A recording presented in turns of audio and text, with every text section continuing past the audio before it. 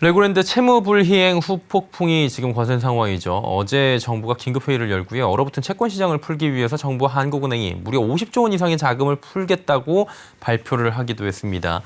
예상되는 효과 지금 하루가 지났는데 향후 전망들도 함께 짚어보도록 하죠. 성낙윤 증권부 기자 함께하도록 하겠습니다. 어서 오세요. 안녕하세요. 예. 일단 오늘은 증시가 다행히 오르긴 했는데 지금 투심은 굉장히 위축돼 있는 상황입니다. 레고랜드발 여러 가지 PF 사태 이렇게 불리긴 하는데 돈맥경화다, 자금줄 막혔다, 공포 확산되고 있습니다. 이 정부가 그래서 제시한 대책이 있는데 이 부분부터 먼저 설명 부탁드립니다. 네, 알겠습니다. 정부는 신속하게 시장 안정 대책을 발표했는데요. 긴급하게 50조 원 플러스 알파 규모의 유동성 지원책을 내놓은 겁니다. 이는 강원도가 레고랜드 조성을 위해 발행한 2,050억 원 규모의 PF ABCP 지급 보증 철회 의사를 밝혔다가 채권 시장이 경색되는 등 불안감이 확산하는 시장 상황을 개선하기 위한 대책입니다. 정부 당국은 지난 23일 비상거시경제금융회의를 열고 채권 시장 안정펀드를 동원해 회사채와 CP 매입에 나서기로 결정했습니다. 회사채와 CP 등을 대신 사들여서 자금이 필요한 기업에 돈을 공급하겠다는 겁니다. 정부가 가동하는 유동성 공급 프로그램은 채권시장 안정펀드 20조 원, 회사채 CP 매입 프로그램 16조 원, 유동성 부족 증권사 지원 3조 원, 주택도시보증공사, 주택금융공사 사업자 보증 지원 10조 원 등입니다. 한마디로 할 수 있는 조치는 최대한 다 해보겠다는 겁니다. 예. 윤 대통령도 오늘부터 레고랜드 사태 관련해서 신속한 대규모 시장 안정화 조치 집행하겠다고 밝혔습니다. 대통령이 천명을 한 거고요. 오늘 국내 증시 흐름이 그래서인지 모르겠지만 여러 가지 이유로 괜찮았던 것 같은데 어떻게 굳이 해당 조치의 영향으로 꼽을 수 있을까요? 꼽을 수는 있겠지만 예. 정부의 유동성 공급 대책과 이 오늘의 증시 흐름을 100% 연결시키기는 다소 무리가 있을 것으로 보입니다. 예. 오늘 코스피는 전 거래일 대비 1.04% 오르는 등 좋은 모습을 보였습니다. 이는 현지 시간 21일 미국 연방준비제도가 연말에 금리 인상 속도를 조절할 수 있다는 가능성이 제기되면서 상승 마감했던 뉴욕 증시의 영향이라는 분석입니다.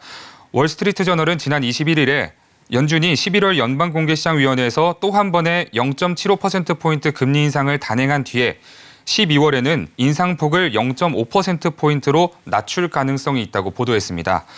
거기에 메리 데일리 샌프란시스코 연은 총재 또한 기준금리 인상폭을 단계적으로 축소하는 것에 대해 이야기를 시작할 때라며 속도 조절을 공식화했습니다. 연구원 코멘트 들어보겠습니다.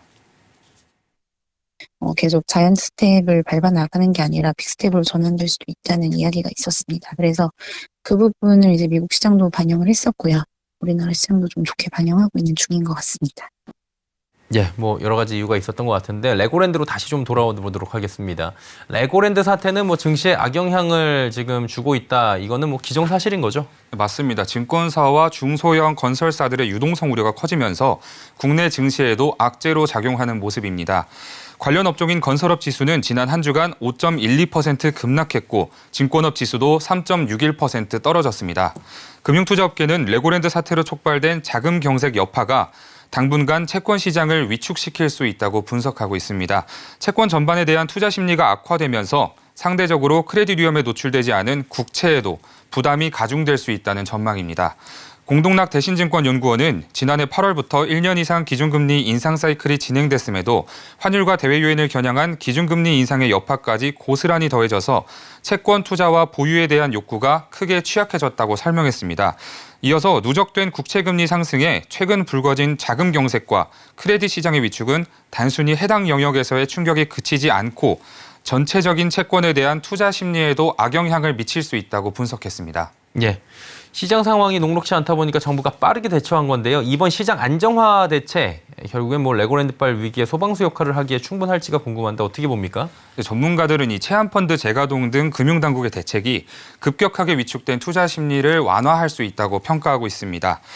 황세훈 자본시장연구원 연구위원은 이번 대책은 필요한 조치였다고 생각한다면서 시장에서 유동성을 완화하는 데 유의미한 효과를 낼 것으로 본다고 진단했습니다.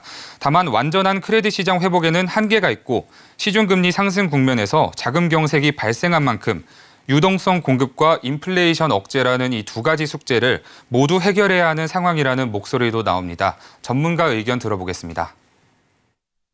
50조 플러스 알파 정도 숫자라고 한다 그러면은 코로나 때 100조 풀었던 거에 거의 준하는 정도 수준을 저는 생각을 하고요. 그 정도는 시장에서 나름대로 기대했던 숫자를 상당히 충족을 시켜줬다고 생각을 하고 있어서 다만 이제 문제가 되는 부분들은 지금은 이제 코로나 때라든지 2008년 금융위 때와 같이 기준금리를 내리거나 돈을 푸는 국면들이 아니라 유동성을 수습하는 국면에서 금리 인상이 이어지고 있고 이 조치들 간에 상충되는 부분들이 얼마나 시장에서 잘 버틸지는 좀 지켜봐야 될 것 같습니다. 뭐 단기적으로는 효과를 거두기에 충분하다 뭐 이렇게도 들리기도 합니다. 그렇다면 추가적인 조치가 필요하다면 더 나올 수도 있겠네요. 맞습니다. 기업 유동성 지원기구 등은 이번 조치에서 빠졌는데요. 예. 인플레이션 국면에서 유동성을 과도하게 공급해버리면 이미 가파르게 상승하고 있는 물가를 더 자극할 수 있기 때문으로 풀이됩니다. 정부는 이번 자금 조달 시장 경색이 레고랜드 사태로 인한 과도한 불안이 원인인 만큼 상황을 조금 더 지켜보자는 측면에서 최후의 카드를 남겨놓고 있는 것으로 보입니다. 이와 관련해서 이창용 한국은행 총재는 다른 방안은 이번 대책에서 빠졌는데 이번 방안이 시장에 미치는 영향과 국제 금융시장 변동성 등을 종합적으로 살펴보고 필요하면 논의할 수 있을 것이라고 설명했습니다. 이어서 이번 방안은 ABCP를 중심으로 신용 경계감이 높아진 것에 대한 미시적 조치이기 때문에 거시통화정책 운영에 관한 전제 조건은 바뀌지 않았다고 덧붙였습니다. 예, 오늘 여기까지 듣도록 하겠습니다. 증권부의 성낙윤 기자였습니다. 고맙습니다. 감사합니다.